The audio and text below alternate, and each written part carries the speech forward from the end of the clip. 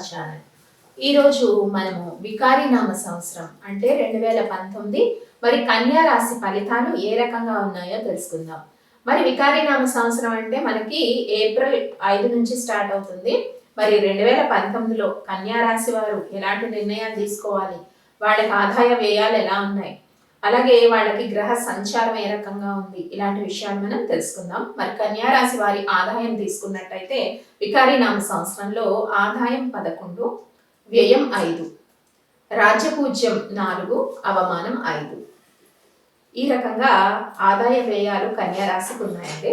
మరి కన్యా రాశి వారి గ్రహ స్థితి తీసుకుందాం. గురు సంచారం ముఖ్యంగా తీసుకున్నట్టయితే గురువు 22 ఏప్రిల్ వరకు 4వ స్థానంలో గురు సంచారం ఉంటుంది. తర్వాత గురు సంచారము 3వ స్థానంలోకి, మళ్ళీ 2019 నవంబర్ 4 తర్వాత గురు సంచారం మరలా 4వ స్థానంలో ఉంటుంది.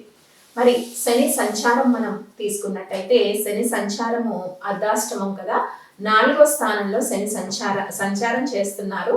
2020 జనవరి 24 తర్వాత శని సంచారం 5వ స్థానంలోకి కన్యా రాశి వారికి మారనున్నది. మరి కేతు సంచారం 4వ స్థానంలో ఉంది. రాహు సంచారము దశమం 10వ స్థానంలో ఉంది. మరి ఇక్కడ ఒక రకంగా తీసుకున్నట్టయితే కన్యా రాశి వారికి అర్ధాష్టమ శని నడవడంతో పాటు రాహుకేతుల బలం ఈ సంవత్సరం చాలా తక్కువగా ఉందండి. వికారినామ సంవత్సరం 2019లో మరి రాహుకేతుల బలం చాలా తక్కువ ఉంది. కేతు 4వ ఇంట సంచారము, రాహు 10వ ఇంట సంచారం. మరి వృత్తి అలాగే కుటుంబ సమస్యలు కానీ వృత్తులలో ఉన్న వాళ్ళకి చాలా వరకు చికాకులు, మానసిక ఆందోళనలు, అలాగే మీరు చేసే పనుల్లో చాలా వరకు ఆటంకాలు, ఇవన్నీ కూడా కన్యా రాశి వారికి ఈ 2019 వికారినామ సంవత్సరంలో కలగవచ్చు. ఒక రకంగా రాజకీయ పరంగా తీసుకున్నట్టయితే చక్కటి పదవి లభించే అవకాశం ఉంటుంది, మంచి ఉన్నతి, అలాగే విద్యారంగం వాళ్ళకు కూడా మంచి సత్ఫలితాలు ఉండడానికి అవకాశం ఉన్నాయి. కానీ ఒక రకంగా ఇక్కడ మనం విషయం చెప్పుకోవచ్చు, ఎంత కష్టపడినా కానీ ఫలితం అనేది చాలా తగ్గిపోయే అవకాశం ఉందండి కన్యా రాశి వారికి ఈ సంవత్సరంలో. కాబట్టి మీరు చాలా జాగ్రత్తగా వ్యవహరించాల్సిన పరిస్థితి. ముఖ్యంగా వృత్తి ఉద్యోగాల్లో ఉన్న వాళ్ళకి పై అధికారుల యొక్క మనస్తాపం ఉంటుంది. కానీ వృత్తి ఉద్యోగాల్లో ఉన్న వాళ్ళకి కొద్దిగా ప్రమోషన్స్, ఇంక్రిమెంట్స్ వచ్చే అవకాశం ఉంది. మరి రాజకీయ పరంగా మనం చెప్పుకున్నాం, చక్కటి పదవి ఉన్నతి కానీ రాజకీయ పరంగా శుభ ఫలితాలు కొంత ఉంటాయి. కానీ ఇక్కడ మీరు ఒక విషయం గమనించాలి, ఎంత కష్టపడినా కూడా రిజల్ట్ అనేది వస్తుంది, కానీ ఫలితం అనేది చివరికి కొంత తగ్గిపోయే అవకాశం ఉంది కన్యా రాశి వారికి ఈ సంవత్సరంలో. కాబట్టి ఎప్పుడు కూడా మీరు ఆతృతతో ముందుకు వెళ్తూ ఉంటారు. ఫలితం తగ్గినా కూడా ఆ విషయమై మీరు ఎక్కువగా ఆందోళనలు తీసుకోకుండా ఉంటే చాలా వరకు మంచిది. ఒక రకంగా తీసుకుంటే కన్యా రాశి వారికి అర్ధాష్టమ శని యొక్క ప్రభావం చాలా ఎక్కువగా ఉంది ఈ సంవత్సరంలో. శని అర్ధాష్టమంలో ఉన్నారు కాబట్టి మరి ఇక్కడ గురుబలం తీసుకున్నా కూడా మనకి 22 ఏప్రిల్ అంటే 25 ఫిబ్రవరి నుంచి 22 ఏప్రిల్ మధ్యలో గురు సంచారం 4వ స్థానంలో ఉంటుంది. మరి 4వ స్థానంలో గురు సంచారం ఉన్నప్పుడు మీరు ఏప్రిల్ వరకు ఏదైనా భూములు కొనుగోలు చేయాలన్నా, స్థిరాస్తి ఏదైనా కొనాలన్నా చాలా అనుకూలంగా ఉంటుందండి. ఇప్పటి నుంచి 25 ఫిబ్రవరి నుంచి 22 ఏప్రిల్ మధ్యలో స్థిరాస్తి ఏదైనా కొనాలనుకున్నా, గృహాలు ఏదైనా నిర్మించుకోవాలనుకున్నా, రియల్ ఎస్టేట్ వ్యాపార రంగాల్లో ఉన్న వాళ్ళకైనా ఈ 22 ఏప్రిల్ మధ్యలో చక్కటి శుభ ఫలితాలు ఉంటాయి. మరి వివాహం కాని యువకులు ఎవరైనా ఉన్నా కూడా వివాహాలు కుదరడానికి అవకాశం ఉంది. ఎప్పటి నుంచి 25 ఫిబ్రవరి నుంచి 22 ఏప్రిల్ మధ్యలో. 22 ఏప్రిల్ నుంచి నవంబర్ 4 వరకు గ్రహ సంచారంలో చాలా వరకు ఒడిదుడుకులు ఎక్కువగా ఉంటాయండి. ముఖ్యంగా ఆగస్టు, సెప్టెంబర్ మాసాల్లో ఒత్తిడి చాలా ఎక్కువగా ఉండే అవకాశం ఉంటుంది. వ్యాపారస్తులకు కానీ, కళారంగంలో ఉన్న వాళ్ళకి కానీ, విద్యార్థులకు కానీ, గృహిణులకు కానీ వీళ్ళందరికీ కూడా ఒత్తిడి ఎక్కువ ఉంటుంది. ఎందుకని గురువు చాలా వరకు 3వ ఇంట్లో సంచారం చేస్తారు కాబట్టి గురుబలం చాలా తగ్గిపోతుందండి. గురుబలం ఎప్పుడైతే తగ్గిందో మనం చేసే పనుల్లో చాలా ఆటంకాలు కలుగుతాయి. మరలా మీకు గురుబలం ఎప్పుడు యాడ్ అవుతుంది? నవంబర్ 4వ తారీఖు నుంచి గురువు మళ్ళీ 4వ ఇంట సంచారం చేస్తారు కాబట్టి గురుబలం యాడ్ అవుతుంది. కాబట్టి మీరు ఏదైనా స్థిరాస్తి కొనాలనుకున్నా, ఏ పనులు చేపట్టాలనుకున్నా మళ్ళీ నవంబర్ 4వ తారీఖు తర్వాత మీరు ప్రారంభిస్తే అంటే వివాహాల విషయంలో, శుభకార్యాల విషయంలో కొంత సానుకూలమైన పరిస్థితులు మీకు ఉంటాయి. ఇక్కడ కేతు సంచారం కూడా మనకి 4వ స్థానంలో శని కేతువులు ఇద్దరు కూడా అర్ధాష్టమంలో సంచారం చేస్తున్నారు. మరి మీ రాశికి చాలా వరకు కుజ వీక్షణ ఉందండి ఈ సంవత్సరం. కాబట్టి చాలా వరకు మానసిక ఒడిదుడుకులు, తర్జన భర్జనలు చాలా ఎక్కువగా ఉంటాయి. కాబట్టి 4వ స్థానంలో కేతు సంచారం వల్ల కుటుంబంలో అనుకోని చిక్కులు, అపార్థాలు, సమస్యలు, తల్లిదండ్రులు పిల్లలకి మధ్య విపరీతమైన అపార్థాలు ఇవన్నీ చోటు చేసుకునే అవకాశం ఉంది.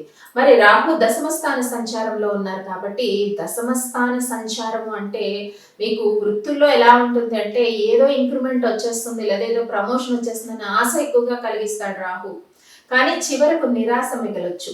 ఈ విషయాల్లో మీరు ముందుగా ఏ ఎక్స్పెక్టేషన్స్ కన్యా రాశి వారు ఎక్కువగా పెట్టుకోవద్దు. ముఖ్యంగా జాబ్స్ లో ఉన్న వాళ్ళు, వృత్తుల్లో ఉన్న వాళ్ళకి చెప్తున్నాను. ఎక్స్పెక్టేషన్స్ ఎక్కువగా పెట్టుకోవడం వల్ల అత్యాశకు మీరు వెళ్తే చివరికి అది నిరాశ మిగిలే అవకాశం ఉంటుంది. సత్ప్రవర్తనతో చక్కగా కాముగా మీరు ఉన్నట్టయితే సత్ఫలితాలు మీరు ఆశించవచ్చు. ఇంకొక విషయం, కన్యా రాశి వారికి ఈ సంవత్సరంలో ఖర్చు చాలా అధికంగా ఉంటుందండి. ఆదాయం 90% ఉంది, చక్కగా వస్తుంది అనమాట. అంటే ఇప్పుడు ఆదాయ వ్యయాల్లో కూడా మనం చూసుకున్నాం, ఆదాయం 11, వ్యయం 5. కాబట్టి ఆదాయం విపరీతంగా వస్తుంది.